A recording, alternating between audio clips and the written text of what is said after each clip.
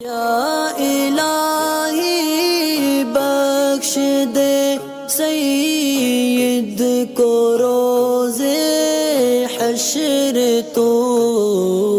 ایک سوال ان کا یہ ہے، کیا شوہر کو بیوی غسل دے سکتی ہے انتقال کے بعد؟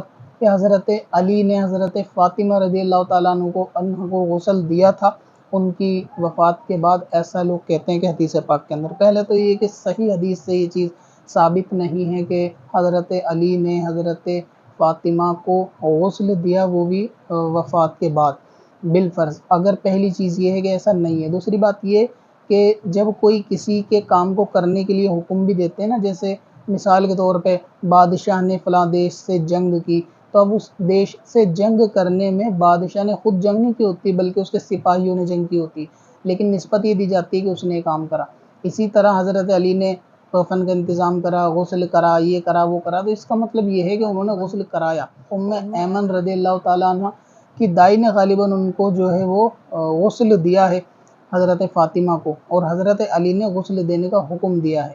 اور اگر بالفرض یہ کہ کسی حدیث سے یہ چیز ہے کہ حضرت علی نے غسل دیا، اگر حکم نہیں دیا غسل دیا، تو حضور پاک نے فرمایا کہ حضرت علی کے بارے میں کہ فاطمہ تمہاری بیوی ہے دنیا میں بھی اور آخرت میں بھی۔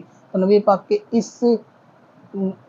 نبی پاک کے اس حکم کی خصوصیت صرف حضرت علی کے لیے رہے گی کہ وہ جس طرح سے عام عورت نکاح سے چلی جاتی ہے وفات کے بعد، کہ آدمی کا وفات ہو جائے تو نکاح ختم ہو جاتا ہے، حضرت علی کے ساتھ ایسا ہے کہ ان کا نکاح ختم نہیں، کیونکہ نبی پاک نے بشارت دی کہ وہ آخرت میں اور دنیا میں دونوں جگہ آپ کی بیوی ہے۔